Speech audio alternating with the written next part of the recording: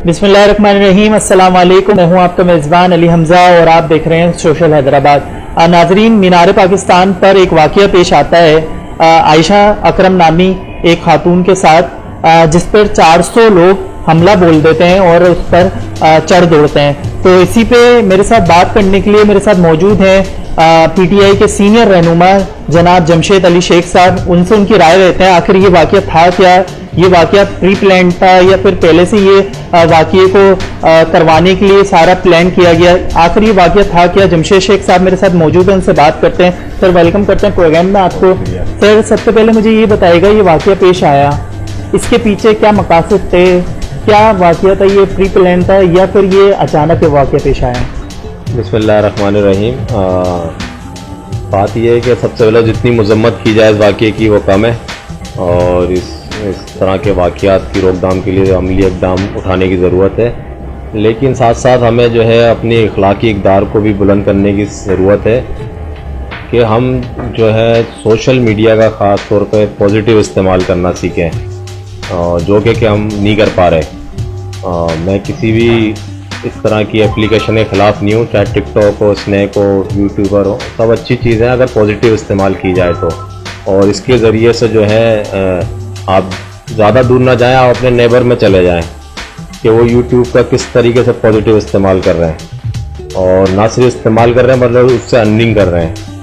तो ये एक अच्छी चीज़ें हैं, लेकिन हमें नौजवानों को इन चीज़ों को इस्तेमाल करने का भी सिखाना चाहिए कि स्कूलों के अंदर, कॉलेजेस के अंदर इनकी तालीमात इस तरह दें कि हम टिकटॉक का किस तरीके से पॉजिटिव इस्तेमाल करें जिससे दुनिया में हमारा इमेज जाए बेहतर हो, और ना कि इमेज ख़राब हो, जो कि हो रहा है।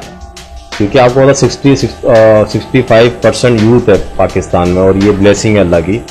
तो मेरा एक मशवरा है टिकटॉकर्स को, स्नैकर्स को, यूट्यूबर्स को पाकिस्तान के, कि आप लोग जो है अल्लाह ने आपको बहुत सलाहियत दी है, बहुत बात सलाहियत नौजवान है आप लोग, आपने अपनी सलाहियत का लोहा हर फील्ड के अंदर मनवाया है। तो क्यों ना कि आप बजाय इसके कि डांस करके दिखाएं, आप किसी अदाकार की एक्टिंग करके दिखाएं और रातों रात मशहूर होने के लिए आप इस तरह की वल्गर चीज़ें करें। बेहतर ये नहीं है कि आप कोई हुनर सिखाएं, कोई तालीम सिखाएं, कोई कुरान हदीस की बात करें, जो कि एक ऐसी चीज़ है जो कि रहती दुनिया तक लोगों को फ़ायदा पहुंचाएगी और आपका नाम रहती दुनिया तक रहेगा। ये इस तरह की ऊट पटाख की हरकतें करके आप ओवरनाइट तो ज़रूर मशहूर हो जाओगे, पर आपको इज्जत नहीं मिलेगी। मशहूर होना अलग चीज़ है, इज्जत हासिल करना एक अलग चीज़ है। तो आप ऐसे काम करें जिससे कि दुनिया को फ़ायदा हो, इंसानों को फ़ायदा हो, और आपकी आखिरत भी बचे। हमें मुझे यहाँ पर ये बात बताइएगा कि एक मशहूर साफ़ी हैं, उन्होंने ये बात बोली कि शुक्र है अल्लाह ताला ने मुझे बेटी नहीं दी। मशहूर साफ़ी हैं, मैं उनका नाम नहीं लेना चाहूँगा, आप पहचान गए होंगे।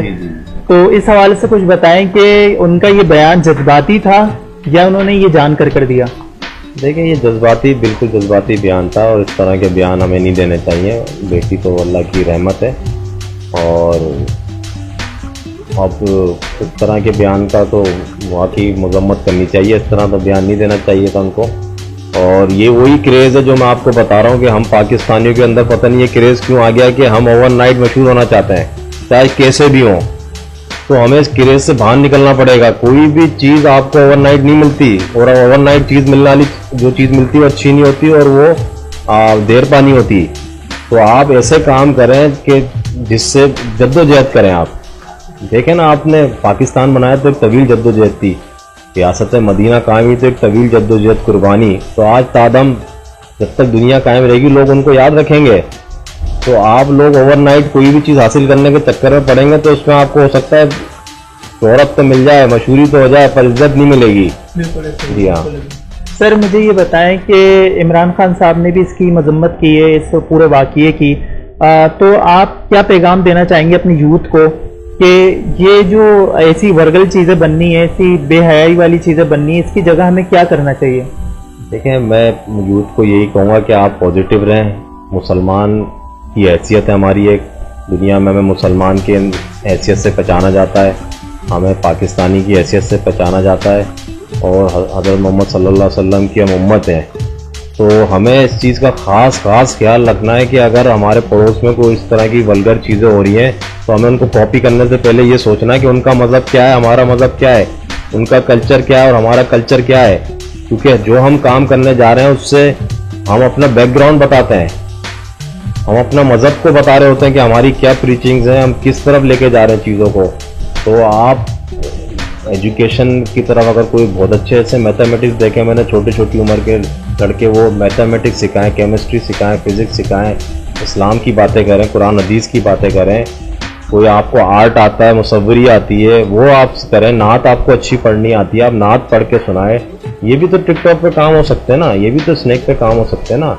तो आप क्यों नहीं इसका पॉजिटिव इस्तेमाल करते हैं? आपकी पाकिस्तान में इतनी खूबसूरत जगह हैं, उनको हाईलाइट करें, आप उनको जा के दिखाएं। तो बहुत सारी चीज़, इसमें भी आप मशहूर हो गए, ऐसा नहीं कि इसमें मशहूर हो गए, लेकिन इसकी मशहूरी एक ज़रा दूसरी किस्म की मेहनत वाली मशहूरी है, और एक जो घर बैठे मशहूरी हो जाती है, बंदा 2-4 ठुमके लगा लेता तो वो भी मशहूर हो जाता है। लेकिन वो मशहूर इज्जत वाली मशहूरी नहीं होती, वो जिल्लत वाली मशहूरी होती है। अच्छा, मुझे ये बताइएगा कि आप इसके हक में हैं या फिर आप इसकी मुखालफत करते हैं? ये जो टिकटॉक है, स्नैक है, दीगर ऐप्स हैं जो जिस पर ये नौजवान नस्लें हमारी आजकल आ गई हैं, तो आप भी जैसे बता रहे हैं कि जापानीज यहाँ पर सिखाई जाती है, पीटीआई बहुत इस पर मेहनत कर रहा है कि यहाँ से जापान जाके उनको नौकरियां मिल सकती हैं बहुत आसानी से। यहाँ पर आप आए, जापानीज सीखें और जापान पे जाके अपना रोजगार स्टार्ट करें, तो ये अच्छे ताल्लुकात की एक मिसाल कायम होगी। तो मुझे ये बताइएगा कि आप इसके हक में हैं या आप इसके खिलाफ हैं? मैंने तो पहले ही बोल दिया था मैं इसके हक में हूँ, लेकिन अगर इसका पॉजिटिव इस्तेमाल किया जाए, क्या वजह होती है कि अब 2 महीने बाद कभी हाई कोर्ट, कभी जो हाई कोर्ट, कभी सुप्रीम कोर्ट इस पर पाबंदी आयद कर देती है। कोई ना कोई तो वजह हो रही है ना कि इसमें वल्गर चीजें हो रही हैं और हम इसका पॉजिटिव इस्तेमाल नहीं कर पा रहे, फाशी फैल रही है मुल्क के अंदर। तो मैं इस ऐप के खिलाफ नहीं हूँ, मैं इसके इस गलत इस्तेमाल के खिलाफ हूँ। इसका इस्तेमाल जो हो रहा है वो गलत तरीके से हो रहा है। ऐप बहुत अच्छी है, लेकिन इसका इस्तेमाल हमें पॉजिटिव करना चाहिए। हमें ये बताना चाहिए कि हमारा बैकग्राउंड क्या है, एक अच्छा बैकग्राउंड है हमारा, हमारे अपने खानदान की आप एक अपनी वो कर रहे हो तो ना, तो चल फिर रिप्रेजेंट कर रहे हो तो आप किसी हीरो हीरोइन की तरह चल के या डांस कर करके आप, मुझे नहीं समझ में आता कि लोग चलते हुए वीडियो बना लेते हैं और पीछे बैकग्राउंड चल रहा होता है उनके, तो उससे हासिल क्या हो रहा होता है?